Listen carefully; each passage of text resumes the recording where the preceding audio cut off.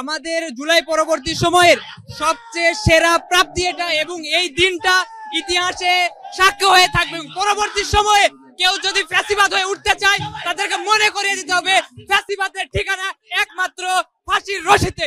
ইনশাআল্লাহ ইনকিলাব জিন্দাবাদ। আলহামদুলিল্লাহ, আমরা ব্যাপারটাতে প্রচন্ড খুশি এবং আসলে এতটাই শান্তিদায়ক যে আসলে এত রক্ত, এতগুলা বছর আমরা মানে ছোট থেকে বড় হয়ে গেলাম এরকম অনৈতিকতা, অনাচার, মানুষের উপরে জুলুম, সাধারণ মানুষের রক্তের উপর দিয়ে সবকিছু যাওয়ার উপর দেখতে দেখতে নাও আজকে এই পজিশনটা আমাদের জন্য এমন একটা অনুভূতি যেটা আমরা আসলে মানে ভাষা আমাদের এখানে স্পিচলেস হয়ে যাচ্ছি, ভাষা সীমাবদ্ধ হয়ে যাচ্ছে যে আমাদের অনুভূতিটা প্রকাশ করার জন্য। আমরা এখনো আশাবাদী যেই তো এই পর্যন্ত রায়টা চলে আসছে, ইনশাল্লাহ সামনে এটার রায় কার্যকর হতে হবে এবং এটা একটা দৃষ্টান্তমূলক ব্যাপার যে ইন ফিউচার যদি কোনো দল এগেইন চায় আমাদের উপরে, সাধারণ জনতার উপর, সাধারণ ছাত্রের উপরে আক্রমণ করতে, তারা 100 বার আগে ভেবে তারপরে এরকম জুলুমে নামবে।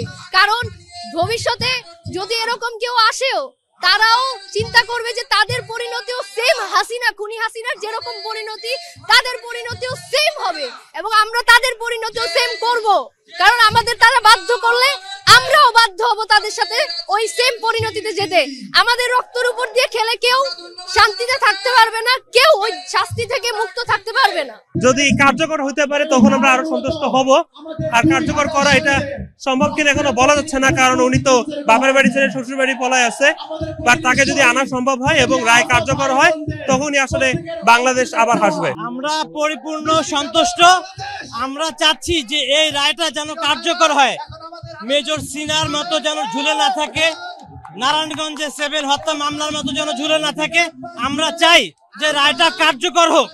যদি এমনও রায় হয় যে 2টা চোখ অন্ধ করে দিতে হবে, সেই 2টা চোখ অন্ধ করে দিক, কিন্তু রায়টা কার্যকর হোক।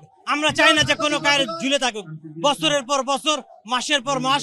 আমরা চাই না যে রায়টা ঝুলে থাকুক। আলহামদুলিল্লাহ, আমরা অনেক খুশি এবং সন্তুষ্ট যে সর্বোপরি জুলাই আন্দোলনে অসংখ্য মায়ের বুক যে খালি করেছে ফ্যাসিস্ট শেখ হাসিনার সর্বোচ্চ শাস্তি হয়েছে। আমরা জুলাই আন্দোলনে যারা অংশগ্রহণ করেছি, দেশবাসী এমনকি সারা পৃথিবীর মানুষ আজকে অত্যন্ত খুশি এবং আনন্দিত যে মানবতার বিজয় হয়েছে এবং মানবতা বিরোধী অপরাধে অভিযুক্ত শেখ হাসিনা ফ্যাসিস্টের সর্বোচ্চ শাস্তি নিশ্চিত করার আগ পর্যন্ত আমরা রাজপথে ছিলাম, আছি এবং থাকবো। পরিশেষে আমরা এই টিএসসি থেকে আমাদের প্রতিবেশী দেশ, বন্ধুপ্রতিম রাষ্ট্র ভারতের প্রতি একটা উদাত্ত আহ্বান জানাবো, অতি দ্রুত তাকে যেন বাংলাদেশ সরকারের কাছে আইনানুগ প্রক্রিয়া হস্তান্তর করে বিচারের মুখোমুখি করা হয় এবং সর্বোচ্চ শাস্তি নিশ্চিত করা হয়। হাসিনার যে অপরাধ সেটাকে আসলে একটা রায় দিয়ে, একবার ফাঁসি দিয়ে হাসিনার যে অপরাধ এটাকে আসলে তাকে ওই প্রপার শাস্তি নিশ্চিত করা সম্ভব না। হাসিনার অপরাধের অনুপাতে যদি তাকে শাস্তি দেয় তাকে 1000 বার ফাঁসি দেওয়া প্রয়োজন। কিন্তু তারপরেও যেহেতু এইটা প্রথম বিচার, প্রথম রায়, আমরা খুবই উচ্ছ্বসিত যে আমাদের উপরে যে নির্যাতন, জুলুম, গুম খুন সে চালাইছে, বাংলাদেশের সবথেকে বড় স্বৈরাচার, সবথেকে বড় খুনির প্রথম বিচারের প্রথম রায়। আমরা বাংলাদেশের প্রত্যেকটা মানুষ উচ্ছ্বসিত এবং এই রায়ে সন্তুষ্ট।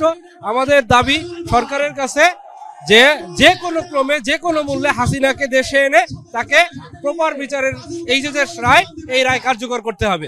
আমরা যে আশা এবং